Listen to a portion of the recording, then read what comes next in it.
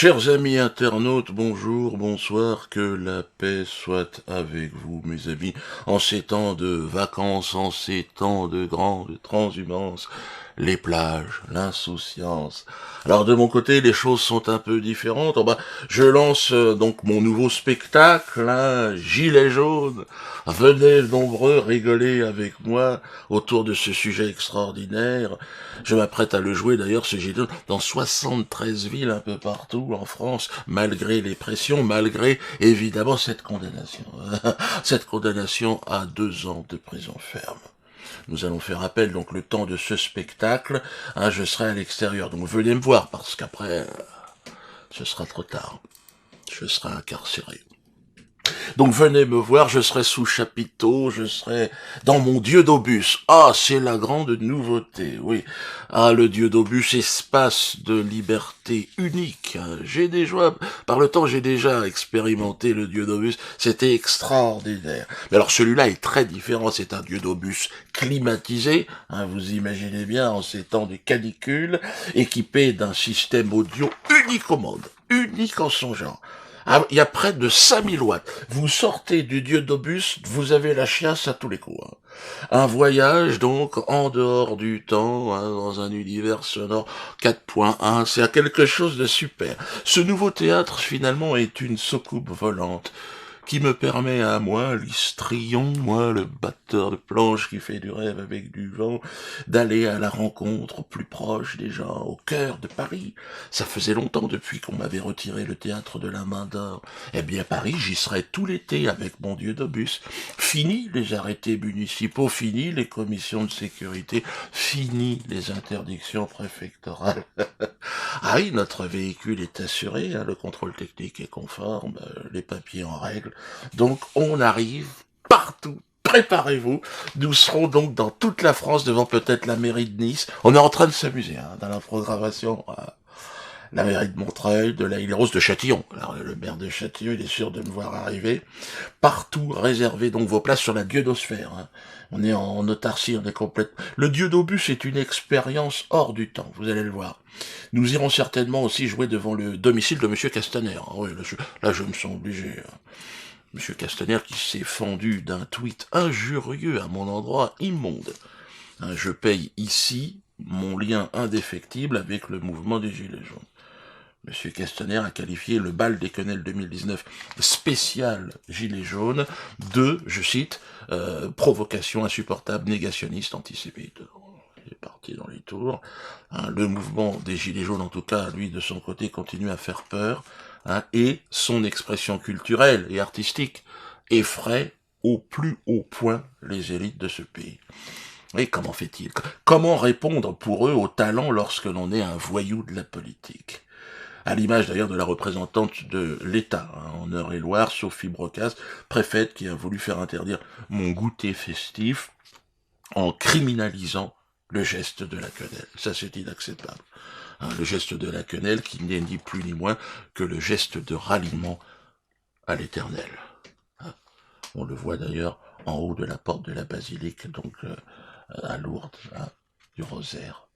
Sophie Brocasse allant jusqu'à porter plainte, semble-t-il, pour injure, un bon endroit ou des propos que je n'aurais même pas tenus. Donc là, on va bien voir. Moi, je vous indique que j'en ai fait de même. Hein. J'ai moi-même porté plainte donc contre elle pour incitation à la haine, à la violence, hein, car en tenant les propos qu'elle a tenus, elle a armé mentalement Gilles Catalan, l'auteur de la tentative de meurtre. Vous êtes au courant hein, qu'il il a tenté de m'écraser, cet homme. Donc avec une voiture bélier, c'était à côté d'Auxerre. Hein, donc j'ai bien évidemment porté plainte contre lui. Et également, d'ailleurs, j'en ai profité pour porter plainte contre tous ceux... C'est vrai que moi, je porte jamais plainte. Mais là, attends, là, on veut me tuer, donc quand même, là, je suis obligé. Hein. Donc j'ai porté plainte contre tous ceux qui ont appelé au meurtre à mon meurtre, hein, l'appel à la haine systématique lancé par des personnes depuis quelques années, c'était à commencer par Gilles Taïeb, vice-président du CRIF, qui précise lors d'un communiqué qu'il n'y aura ni pardon ni oubli à mon endroit, hein, qu'il contribuera à me combattre jusqu'à me mettre hors d'état de nuire. Et quand le médecin il voit ça, hein, le Gilles Catalan, il a vu ça, il a dit bon faut le tuer quoi. Hein, et puis il dit, il ponctue sa déclaration par une citation qui ne laisse d'ailleurs aucun doute sur le message. Il dort, le gros con, parle de moi, il dormira encore mieux quand il aura pris ça dans sa gueule. Hein. C'est le truc des tampons flagueurs, c'est une balle. Il entendra chanter les anges, le gugus de la main d'or. Je vais l'envoyer tout droit à la maison mère, au terminus des prétentieux. Hein. C'est presque bien écrit, mais c'est une menace de mort, dont s'est inspiré évidemment donc le chauffard. Il y a aussi Philippe Tesson. Bah lui, j'étais obligé de l'associer à cette plainte. Il a certainement aussi armé mentalement mon agresseur. Donc en disant, lui, c'est ce type, sa mort par un peloton de soldats me réjouirait profondément. C'est une bête immonde, donc on le supprime, c'est tout. Et également Pascal Elbé aussi, acteur, et lui il a dit il faut lui défoncer sa gueule. Donc à un moment donné, si vous voulez, effectivement j'ai été victime d'une tentative de meurtre, mais tous ceux qui ont appelé à mon meurtre vont avoir à s'expliquer aussi à un moment donné. Mais pour l'heure, c'est moi, l'ordure, qui fait la une de tous les journaux. Donc 2 ans de prison ferme pour Dieudonné pour fraude fiscale. Donc on va dire que ce jugement ponctue la volonté politique de m'abattre définitivement. D'ailleurs, il y a les journalistes appellent et les avocats. Alors, il est ruiné, c'est fini, on n'entendra plus parler de lui. Le problème, c'est que moi, mon argent, c'est moi en fait. Vous comprenez ? Donc moi, on pouvait tout m'enlever. Ils m'ont déjà retiré ma baraque et tout ça. Mais après, je vais sur scène et les gens viennent me voir. Le Premier ministre avait dit il faut le couler comme on a coulé Al Capone. Alors, je suis un genre d'Al Capone, mais avec un nez rouge, quoi. C'est encore autre chose, quoi. Alors vous êtes très très nombreux et je vous en remercie, mes amis, à m'apporter votre soutien. Merci. Je vous le dis, la meilleure façon de me soutenir, c'est de venir me voir. Vous êtes témoin d'une injustice. Vous savez que cette société est terrible et qu'elle se sert aujourd'hui de la justice pour faire de la politique. Eh bien, écoutez, venez me voir. Venez. La prison semble de toute façon inévitable pour tous les hommes qui rêvent de liberté. Il y aura un procès en appel, nous verrons bien que les choses... Alors bien sûr, c'est injuste. Bien sûr, je ne mérite absolument rien de tout ça. Mais on verra bien ce qui se passe.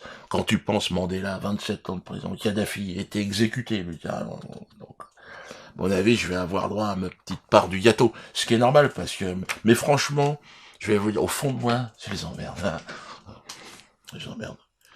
Ouais, ils ont voulu me buter en plus la semaine dernière, donc là je suis chaud patate, je les emmerde, je leur crache à la gueule. Bon, en attendant mon exécution ou mon incarcération, donc venez voir et rigoler avec moi ensemble, dans mon autocar, et après, après je me produirai certainement en prison pendant quelques mois, quelques années, on va voir comment ça se passe avec la juge d'application des peines. Ça va me permettre d'écrire aussi, c'est des temps intéressants, puis de perdre un petit peu de poids, ça fera pas de mal, puis de toute façon, on est en tôle, à l'intérieur, à l'extérieur, on est tous en tôle.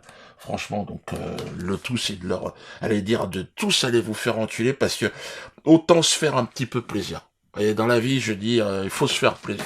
Entre-temps, on va rigoler, et puis voilà, quoi. 2 ans de prison. Et lui, ils l'ont crucifié. Donc, ils vont peut-être me crucifier à la fin. On verra comment ça se passe. Mais je les emmerde.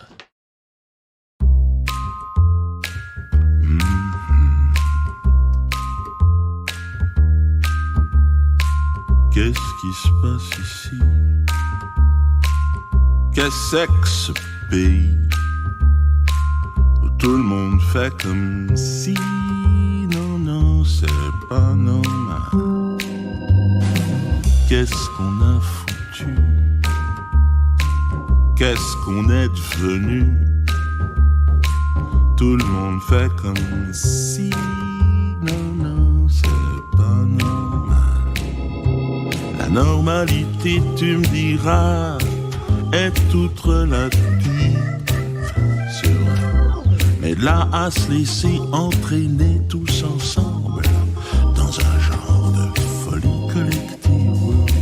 Qu'est-ce qui se passe ici? Qu'est-ce que ce pays où tout le monde fait comme si? Non, c'est pas normal. Qu'est-ce qu'on a foutu? Qu'est-ce qu'on est devenu? Tout le monde fait comme si. Non, c'est père et mère sont devenus des gros mondes. Faire rire est aujourd'hui un délit. On te dit quoi penser, quoi bouffer, qui prier. Non, non, c'est pas normal. La normalité, tu me diras, est toute relative. C'est vrai. Et là, à se laisser entraîner tous ensemble dans un genre de folie collective. Qu'est-ce qui se passe ici?